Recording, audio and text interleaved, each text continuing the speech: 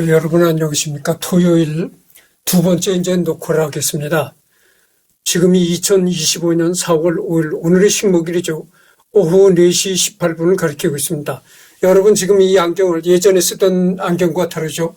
이 안경을 새로 한 안경입니다. 새로 그 눈 검사해서 맞췄거든요. 근데 안경테가 이렇게 동그란 안경테죠. 그렇다는 걸 말씀드립니다. 미 군수지원부대는 미군뿐만이 아니라 한국군과 유엔군 전체에 대한 군수지원을 책임졌다. 최초에는 1950년 7월 4일 미 8군이 부산기지 사령부를 설치한 것으로 시작되어 7월 13일 제8군 예하인 편제 표상 10만 명 이하의 전투부대를 지원하는 군수부대인 B형 군수부대로서 부산 군수사령부로 개편되었다. 당시는 일선부대의 요청, 부산 군수사령부, 미 8군 후방사령부, 후방사령부 체계였다. 미 제8군은 부산 군수사령부를 통하여 예하 부대 및 한국군에 대한 군수지원, 보급품 조달, 수송, 항구 운영, 보관, 분배 임무 외에도 후방사령부를 통해 일본 점령 임무도 책임지고 있었다.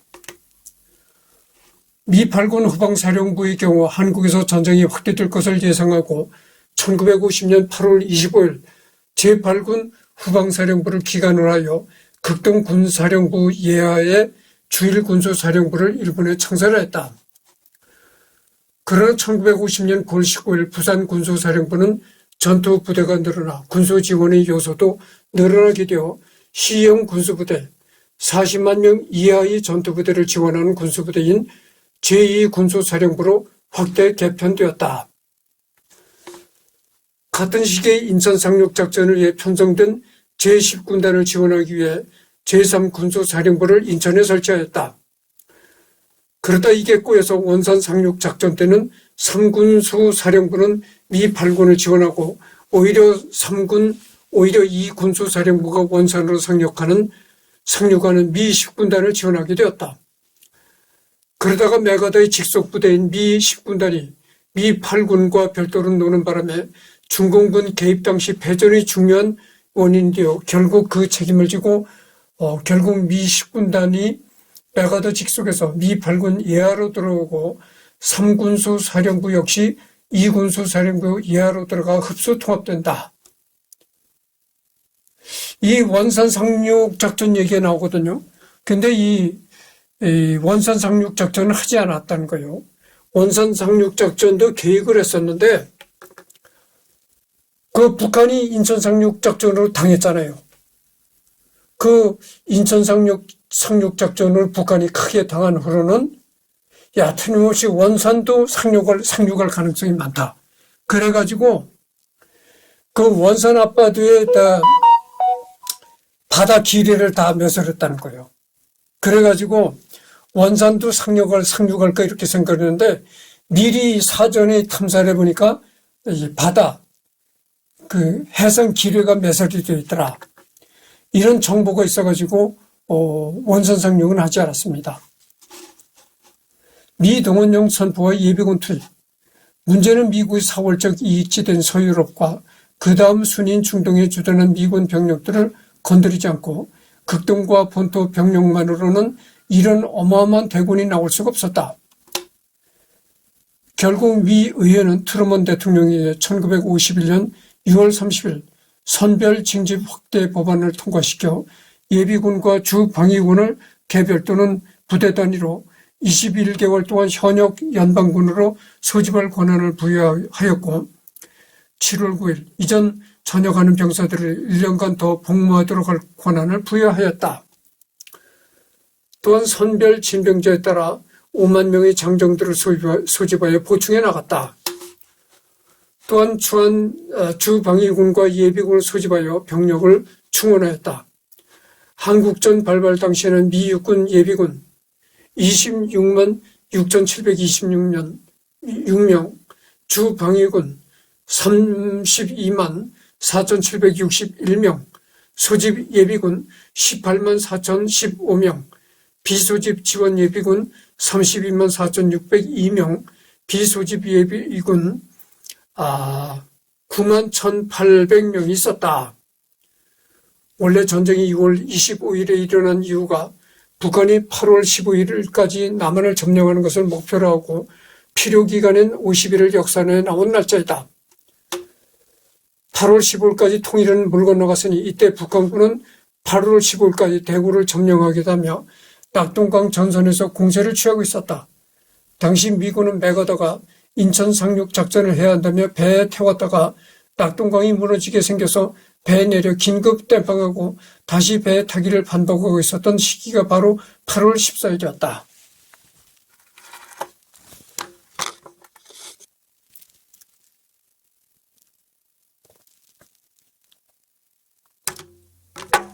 북한이 6월 25일 날 전쟁을 일으켰잖아요. 늦어도 8월 15일까지는 통일을 시키겠다. 이렇게 김일성이 아주 확고하게 결심을 했었다는 거예요. 근데 보니까 이 낙동강 전투가 굉장히 치열하거든. 그래서 맥어더가 인천 상륙 작전을 이제 생각하면서 인천 상륙 작전을 해볼까 하고 병력을 빼서 낙동강에서 전투하는 병력을 빼서 배에 태웠다가 어이쿠 낙동강이 위험해지는구나 해서 도로 배에서 내려가지고 도로 투입하고 이러기를 여러 번 했다는 겁니다. 이러기를 여러 번 하다가 결국 이제 완전히 인천 상륙 작전을 감행하게 된 것이죠. 그런 걸 보면은 배에 태웠던 병력을 도로 하선시켜가지고 도로 낙동강 전선에 투입하고 이런 걸 보면 얼마나 그 당시 낙동강 전선이 얼마나 위태로웠는가를 짐작할 수가 있는 것이죠.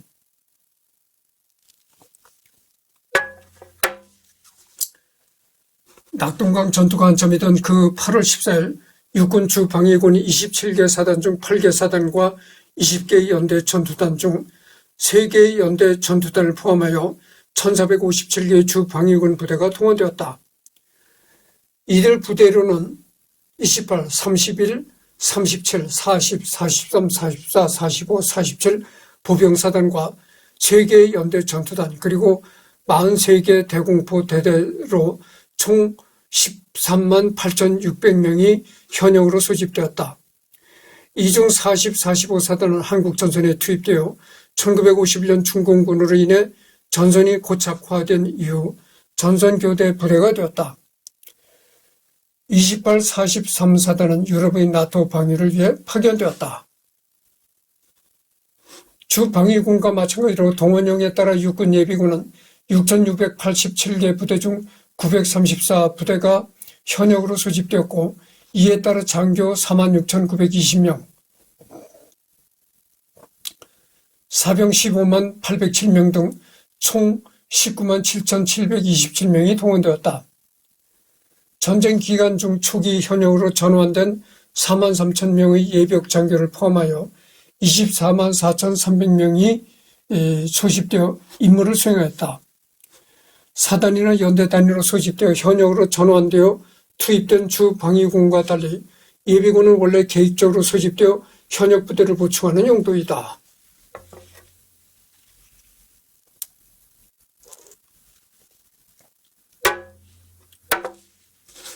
병력들을 소집하여 투입한 육군과 달리 미 해군은 퇴역한 군함 등 장비에 대한 보충에 중점을 두었다.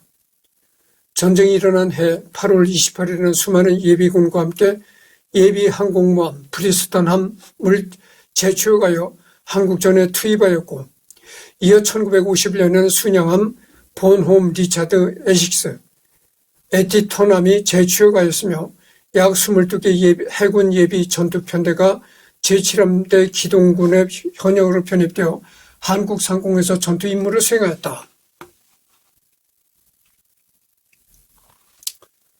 미 공군의 경우 공군 주방위군 소속의 F-51 전투기 145대를 소집하여 한국 전선에 보낸다. 당시 한국 전선에서 보여준 F-51 무수당의 성능이 워낙 넘사벽이어서 미군이 최신의 전투기로 오인될 수 있으나 당시 주 방위군에서도 최신의 전천후 기종인 F-80 슈팅스타가 두 눈 시퍼렇게 뜨고 있었다.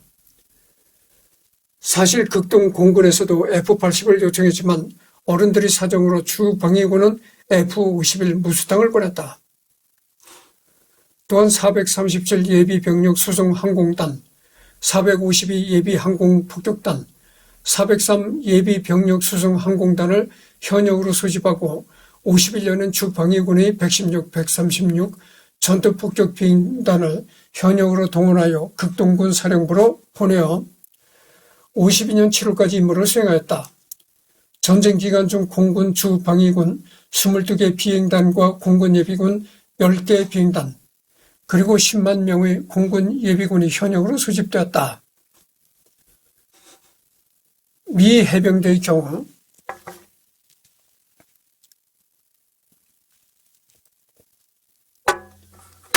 전쟁 발발 시 현역은 74,279명이었다. 펜들턴 캠프에 주둔하고 있던 제1해병사단은 제5해병연대만 보유하고 있었다. 인천 상륙작전을 다룬 도서를 보면 미 해병 1사단이 이름만 존재하지 실병력이 없어 미 전역 플러스 예비군을 소집해서 채워넣어 작전에 투입했다는 기술이 나온다. 태평양 전쟁 때 날고기던 수많은 미 해병사단이 어디 갔냐 싶고 어안이 벙벙하지만 알고 보면 다른 군종처럼 전후 예산 감축의 철퇴를 맞아 병력이 대폭 쪼그라들었던 것이다. 1950년 7월 그나마 남아있던 제5해병연대는 제1임시해병단이 모체가 되어 한국으로 출발하였고 전 세계에 있는 해병부대들은 1사단의 깃발 아래 모이기 위해 해체되었다. 또한 해병 편성 예비군 33,528명을 현역으로 소집하였고 해병 지원 예비군 99,944명 중 51,942명이 현역으로 복무하였다. 이들 예비역 중 장교 79%, 사병 77.5%가 제2차 세계대전에 참전한 용사들이었다. 전반적인 보급 문제. 이렇게 여러 가지 이제 미 공군도 여러 가지 전투기 여러 가지 전쟁 물자를 동원해서 이제 투입되고 있었는데, 그렇다면 보급 문제는 어떻게 되었는가? 이제 이것을 읽어보도록 하겠습니다. 제2차 세계대전이 끝난 후 미국은 급격한 군축을 한 덕분에 미국은 전혀 전쟁 준비가 안 된 상황이었고 한국은 신생국가인데다 재정도 열악하고 미국의 지원 순위에서 최하위였던지라 둘 다 보급 문제가 발목을 잡게 된다. 미국은 2차 대전이 끝난 후에는 대대적인 국방 예산을 감축했다는 겁니다. 그래가지고, 그렇잖아요. 여러분, 전쟁이 나면, 싸울 때는 군인이 필요하지만, 평화가 유지될 때야 군인이 필요가 있겠어요? 그렇잖아요. 국가 재정만 갉아먹는, 한마디로 소비성 집단이라고 할 수가 있죠. 그러니까 이 평화가 계속되면 제일 먼저 줄이는 게 국방 예산을 제일 먼저 줄이는 겁니다. 그래서 2차 대전이 끝난 후로 이제는 평화 시대가 도래한다 해가지고 미국이 국방 예산을 엄청나게 줄이는 바람에 미국도 여러 가지로 이 국방적으로 2차 대전을 싸울 때보다는 많이 약해졌다고 하죠. 그리고 대한민국은 워낙 국방 예산이라고 할 것도 없는 아주 가난한 국가였고,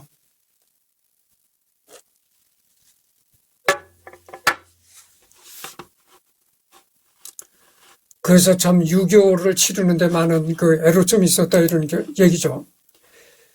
미국의 경우에도 워낙 다급했던 나머지 일단 일본 내의 창고에 보관해 놓았던 무기와 장비와 물자를 한국에 투입하였으며 2차 대전 당시 집적해 놓았다가 전쟁이 끝나면서 방치해 놓은 물자를 다시 찾아서 회수하고 다시 기업들을 찾아가서 군수 공장을 재가동하는 문제를 협의할 정도였다. 특히 북한군이 전차를 상대할 무기가 부족해서 3.5인치 슈퍼 바주카는 양산 시설을 만들기 시작하면서 조금씩 나오는 대로 수송기로 공수하면서 투입했으며 M26 퍼싱 같은 전차는 기지의 기념물로 설치하는 것까지 다시 재생 작업을 해서 투입하거나 군수 창고에 고철 상태로 놓여 있던 것을 어떻게든 움직이게 해서 투입할 정도로 난리가 난 상황이었다.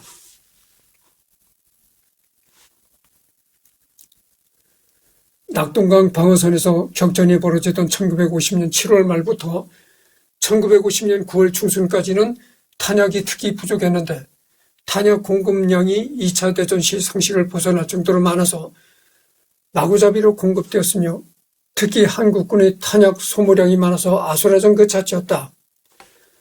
1950년 7월 13일자 유사의 보도서고를 보면 아예 상부로부터 통제 없이 탄약이 선적으로 배달되어서 도대체 얼마나 많은 양의 탄약이 한국에 공급되었는지 알 수 없다고 언급할 정도였다. 특히 105mm 야포 폭탄이 모자르기 시작해서 미국 본토에서 수송선이 긴급 연락을 받고 연료비 다 무시하고 선박이 낼 수 있는 초고속으로 항진해서 포탄을 전달해 준 사례가 있을 지경이었다. 이런 혼란상은 1950년 9월에 인천 상륙작전이 성공한 후 유엔군 사령부가 각 부대 단위에서 요구하는 탄약량에 근거한 탄약 보급보다는 전술 계획에 맞춰서 각 편제 탄약 보급을 해주는 식으로 정리해서 서서히 해결한다. 일단 보급이 당장 부족하다는 문제는 벗어났지만 이번에는 운송이 문제였다. 북진작전에서 철도 수송은 임진강 철교가 완파된 상태라 그 아래인 문산역에서 열차가 멈춘 후에 트럭으로 옮겨 싣고 개성시로 운반해서 물자를 직접 간 후에 거기서 트럭으로 북진하는 유엔군에게 보냈는데 트럭으로 험준한 비포장 도로를 300km에서 400km 이동해서 보급하는 실정이 있으니 미군 표현대로 평양 원산선 이북의 보급은 말 그대로 지도상에서나 나오는 형식적 보급이었다고 할 지경이었다.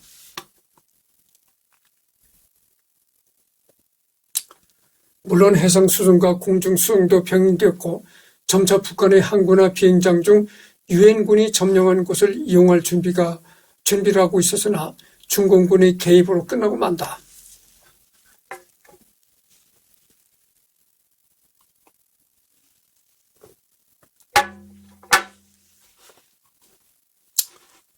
일사후퇴 이후 다시 서울을 재수복하고 고지전이 시작되는 무렵부터 전쟁 비용 자체의 문제가 발생했다.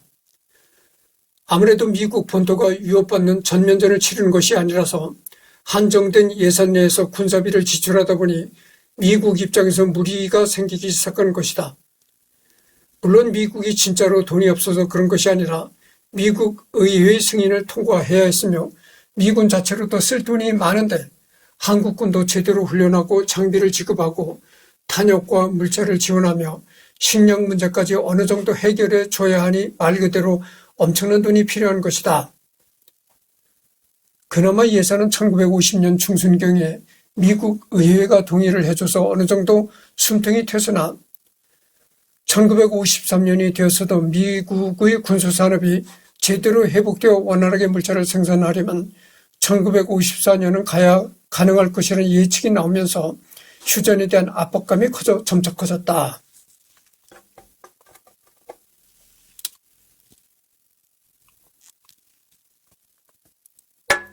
그렇죠. 6.25 전쟁이 장기화되니까 미국에서도 이 전 재정 압박이 심해지고 그래가지고 미국에서도 여러 가지 한국전에 대한 이 재정 압박으로 고통을 받기 시작했다는 겁니다. 그래서 내가 언젠가도 내가 얘기를 했지만 전쟁은 돈입니다. 곧. 돈이 없으면 전쟁을 못하는 거예요. 더군다나 요즘에 그 첨단 미사일, 초음속 미사일 그런 거 있잖아요. 미사일 하나에 수천만 원이 호가하는 거죠. 수천만 원? 수천만 원이 아니라 수천만 원 같으면 아무것도 아니죠. 수천만 원이 아니라 미사일 한 발에도 뭐 수천억을 호가하는 그런 미사일들이 많습니다. 그래서 북한이 남한을 이렇게 침략을 해가지고 전쟁을 벌인다면 단 일주일 내로 전쟁을 끝낸다면은 김정은이가 전쟁을 할 수 있겠죠. 그러나 전쟁이라는 게 말이죠. 전쟁이라는 게 한 번 시작하면은 일주일 내로 그렇게 속전속결을 할 수가 없는 겁니다. 러우 전쟁도 그렇게 지금 오래 가고 있잖아요. 그래서 이 국가와 국가 간의 전쟁을 한번 전쟁이 벌어지고 나면은 뭐 일주일 내로 전쟁을 끝낼 수가 없는 겁니다. 장기전에 돌입해야 되는데 장기전에 돌입하면 어떻게 되겠어요? 돈 있는 사람이 승리할 수밖에 없는 거예요. 그래서 김정은이는 정말 김정은이가 핵을 갖고 있으니까 핵을 공격해서 단번에 어떻게 2, 3일 내로 승리를 해보겠다. 핵을 써서 2, 3일 내로 승리를 해보겠다. 이럴 것 같으면 전쟁을 일으켜도 되겠지만 핵무기란 게 또 함부로 쓸 수 있는 무기가 아니잖아요.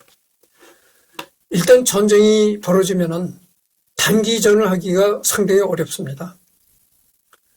그러면 단기전을 못할 장기전으로 가게 되면은 김정은이가 뭐 돈이 있나요? 북한이 돈이 있습니까? 안 되는 거죠. 미군이 이럴 지경이니 한국군 상황은 말이 아니었다.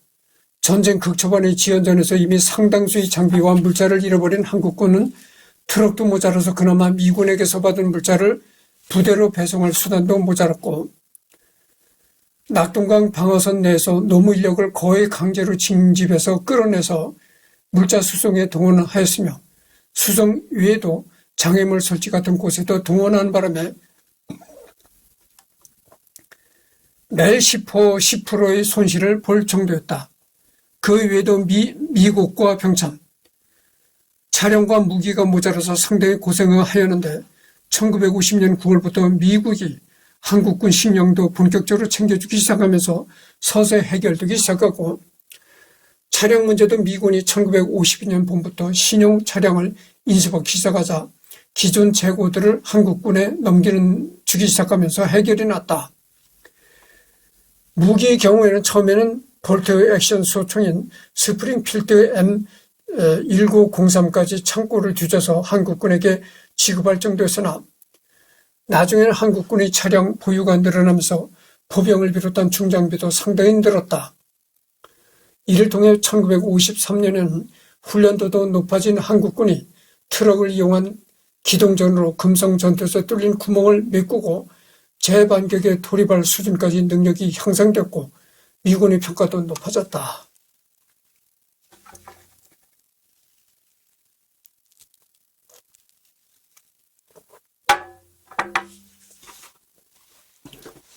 이러한 보급의 노력으로 인해 미군은 앞서 이야기한 여러 가지 난관에도 불구하고 1950년에서 1953년까지 그 당시 역사상 가장 잘 정비되었으며 잘 먹는 군대였고 병력도 베테랑들을 재소집하고 신병을 훈련함으로써 전쟁 초반의 대혼란에서 벗어나서 사기도 높고 전투 의지도 대단하였다. 한국군도 막대한 손실에도 불구하고 1951년부터 미군 주도하의 개편을 받고 전쟁 초반의 개판 상황에서 벗어나서 상당히 훌륭한 군대로 성장하였으나 아무래도 미국에서 지원받는 처지인지라 모든 게 만족스러울 리는 없어서 노예품도 잘 사용하는 군대가 되었다. 미국을 비롯한 유엔군과 한국군의 보급 상황이 위기도 있었고 한계도 있었음에도 불구하고 시간이 갈수록 점점 나아지면서 화력과 무장 상태 및 병력의 질도 높아지고 있을 때 북한군과 중공군의 상황은 점점 안 좋아지고 있었다.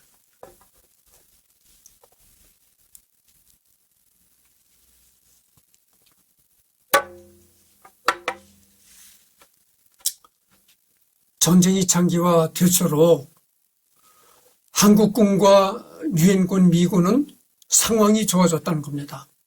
여러 가지 이제 보급품, 그다음에 뭐 군용 차량 이런 것도 미군이 한국 전쟁 중에 미군이 사용하는 구형 차량들 이런 거를 대폭으로 교체했다는 겁니다. 그래서 그런 거를 대폭으로 교체할 때 미군들은 신형 자동차를 사용하고 예전에 쓰던 구형 자동차는 다 한국군에게 이제 줬다는 거죠. 그래가지고 한국군도 상황이 참 좋아졌다는 겁니다. 그뿐만이 아니고 장비도 미군이 자기네들이 쓰던 그 구형 장비들은 다 한국군에게 넘기고 자기네들은 신형 장비를 교체하고 그것뿐만이 아니고 또 미군이 먹는 그 식량까지도 지원했다는 거예요. 한국군한테. 그래가지고 이 전쟁 초반기에는 매우 한국군이 어려움을 겪었지만은 시간이 흐를수록 여러 가지로 식량도 지원받고 그래가지고 한국군의 그 상황이 좋아졌다는 거죠.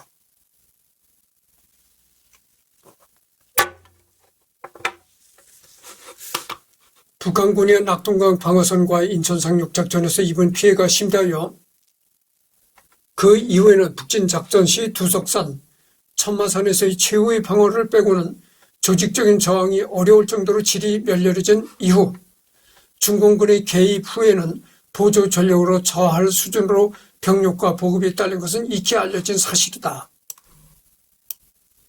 그래서 우리가 그 인천 상륙 작전이 성공을 해가지고 북진을 하잖아요.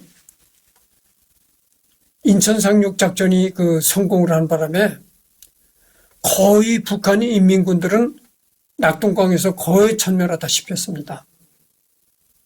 그러니까 북한 군들이 그 낙동강 전선에서 거의 90% 정도가 전멸했으니까 어떻게 되겠어요? 북한군이라는 거는 아주 형편없다고 하죠.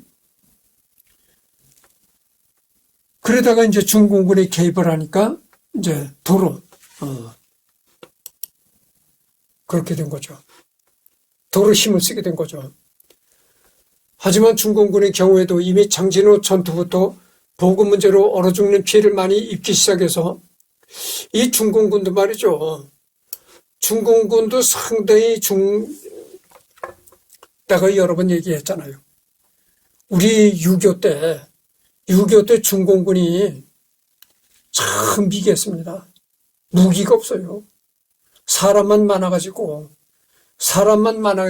인해 전술하는 거지 무기가 없습니다.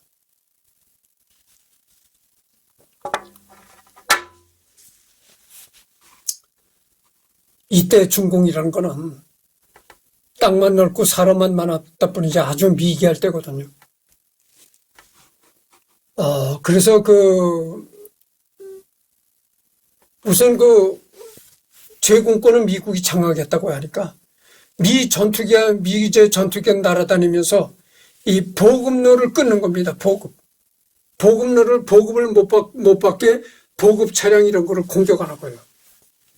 그러니까 어떻게 했어요? 전투도 먹어야 전투를 하는데 보급이 끊기니까 수시로 보급이 끊기고 굶고 이러니까 어떻게 되겠어요? 그래서 중공군도 많이 타격을 받았다 이런 얘기죠. 미군도 죽긴 죽었지만 중공군에 비하면은 아무것도 아니다 그죠. 내가 어렸을 때 우리 고향 어르신들한테 무슨 얘기를 들었냐면 이런 얘기를 들었습니다. 6.25 때 중공군이 좁쌀 한 가마니가 나와가지고 감자 한 가마니도 못 들어갔다 이런 얘기예요.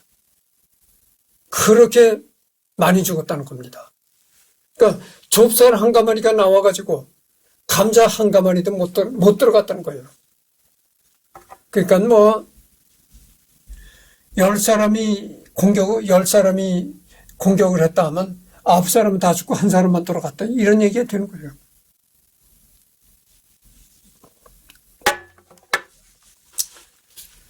중공이 워낙 인구가 많은 나라니까 그렇게 사람이 죽어도 눈도 깜짝 안 하는 겁니다.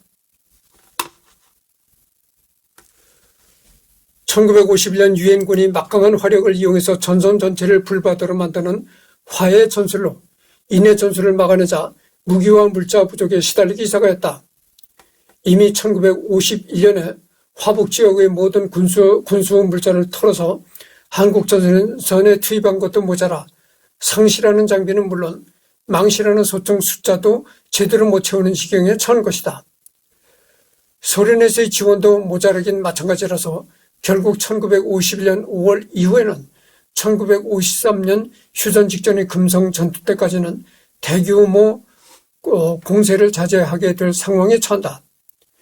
물론 백마고지 전투가 된 국지적인 대공세는 있었으나 그걸 위해 물자를 직접 한 후 진행해야 했으며 전투 후의 소모량과 손실량이 경악하게 된다. 결국 전쟁 말기로 갈수록 많아지는 병력 손실에 중공군도 경악을 하고 예전 국민혁명군 출신이나 신병까지 투입할 정도까지 이르게 된다. 이오시프 스탈린이 죽자마자 휴전 협상에 급속한 진전이 있었던 게 이유가 있었던 것이다. 이렇게 인구가 많았던 중국마저도 크게 근심할 정도였다 이거죠. 그렇게 많이 죽으니까.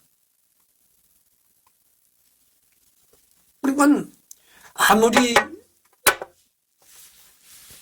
인구가 많은 중공이라 하더라도 워낙 많이 죽으니까 중공도 병력 손실이 났다는 거예요. 병력 손실 때문에 뭐 예전에 국민혁명군 출신이나 뭐 이런 사람까지 다 끌어들일 정도였다는 거예요. 그러니까 여기로 말하면 우리나라로 말하면은 뭐 예비군이라든지 60세까지 다 이제 소집하는 그런 정도로 나갔었다는 거예요. 중공마저도.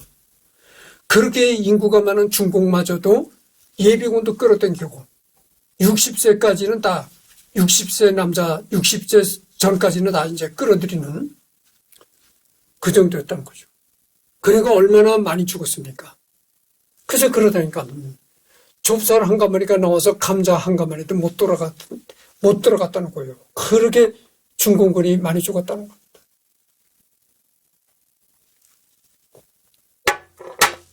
전투 한번 치르고 나면 이 중공군 시체가 말이죠. 산더미처럼 쌓였다는 겁니다. 어마어마하게 죽었다는 거예요. 여러분들 그 강원도 양구에 8호호라는 호수가 있습니다. 그래서 이제 강원도 춘천에 이제 소양댐이 생기고 나서 이 8호호라는 그런 큰 호수가 생겼는데요. 그 8호호에서 6.25 전쟁 때 8호호에서 이제 뭐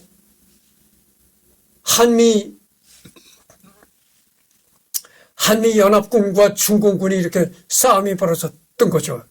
전투가 벌어졌었는데 그 8호호에서 일개 사단이 중공군 일개 사단이 아주 전멸했다는 거예요.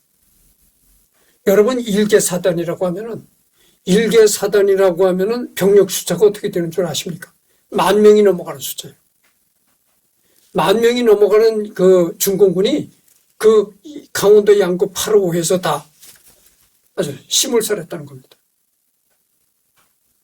거기서 정말 대첩이라고 하잖아요. 대첩을 했다는 거죠. 대승리를 거둔 겁니다. 그래가지고 그 호수 이름을 이승만 대통령이 직접 8호호라는 이름을 지어줬다는 겁니다.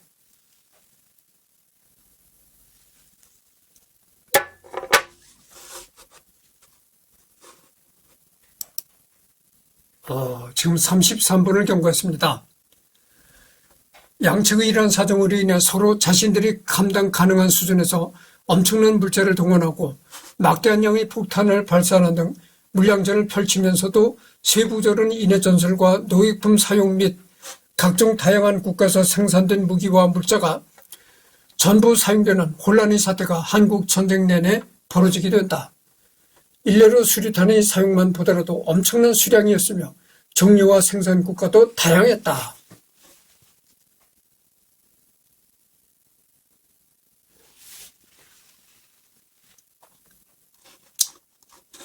그래서 지금 리딩한 것이 어느 부분이냐면 6.25 전쟁 미군 참전과 역할 부분을 리딩한 것입니다. 그래서 미군의 참전과 역할은 다 리딩을 했습니다. 다음에 나오는 것이 뭐죠? 정전협정이잖아요. 정전협정이 어떻게 전개되어 나가는가. 그러니까 이 휴전협정이죠. 휴전협정.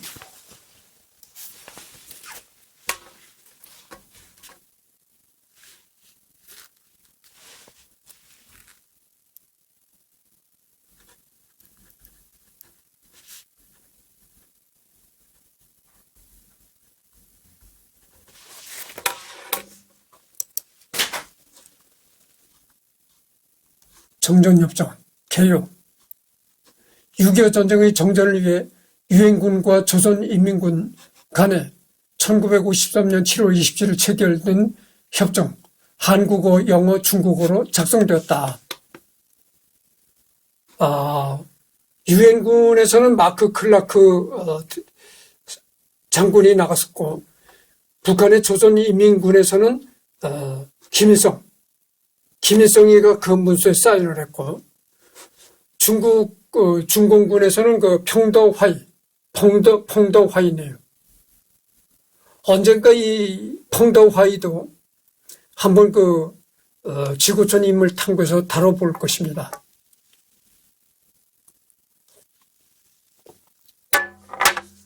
그래서 정전협정은 1953년 7월 27일 이제 한국어, 영어, 중국어 3개국 문서로 작성이 되었다는 거죠. 그 문서에 서명을 한 것이 이제 유엔군 사령관 마크 클라크, 그다음에 북한의 최고 사령관 김일성, 그다음에 중공의 펑더화이, 이 세 사람이 이 문서에 사인을 했다는 겁니다. 그러니까 정전협정이 왜 될 수밖에 없었느냐. 북한 중공도 힘이 빠질 대로 빠진 겁니다. 힘이 빠질 대로 빠지고, 그렇게 인구가 많은 중공마저도 병력이 모자라서 예비군도 끌어들이고 막 이럴 정도였으니까 얼마나 중공도 한국 땅에서 많이 죽고 힘이 빠졌습니까? 그러니까 서로가 힘이 빠지다 보니까 이제 휴전하자 이래가지고 휴전협정이 체결되기 이르는 거죠.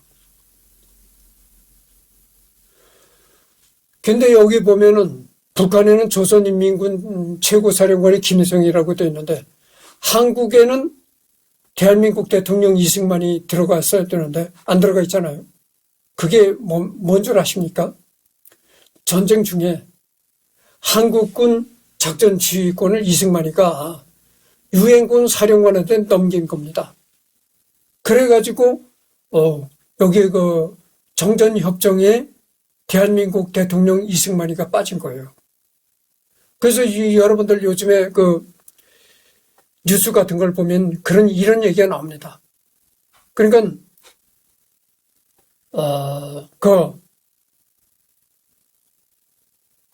군 통치력을 우리가 도로 군 전작권을 우리가 회수해야 된다 이런 말이 자꾸 나오잖아요. 그래서 그때 전작권이 유엔군한테는 넘어갔던 겁니다. 그래서 지금도 이 한국군은요, 마음대로 북한을 그렇게 먼저 공격할 수가 없습니다. 전작권을 미국이 가지고 있기 때문에 미국의 허락 없이는 대한민국 군대 자체적으로 북한을 공격할 수가 없어요. 그런 실태입니다. 그래서 전작권을 찾아와야 된다. 전작권을 회수받아야 된다. 이런 걸로 한동안 또 얘기가 많았잖아요. 근데 전작권을 과연 회수할 수 있을까?